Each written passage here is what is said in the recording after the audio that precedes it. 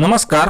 आज 9 जुलै आज रात्री आणि उद्या 10 जुलैला मध्य महाराष्ट्र, मराठवाडा, कोकण या भागात मध्यम तर काही ठिकाणी जोरदार पावसाचा इशारा हवामान खात्याने वर्तवला असून प्रामुख्याने यामधील सिंधुदुर्ग, रत्नागिरी, रायगड या जिल्ह्याला जोरदार ते अतिजोरदार पावसाचा ऑरेंज अलर्ट हवामान खात्याने दिले असून मुंबई आणि पालघर जिल्ह्याला येलो अलर्ट देण्यात आला आहे।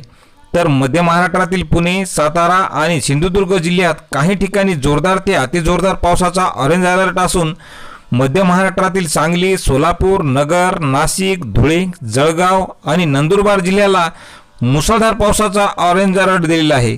यासोबतच संपूर्ण विदर्भ आणि मराठवाड्यात काही ठिकाणी जोरदार पावसाचा ऑरेंज अलर्ट असून उद्याही पावसाचा जोर काहीसा वाढणार असल्याची माहिती मिळत आहे।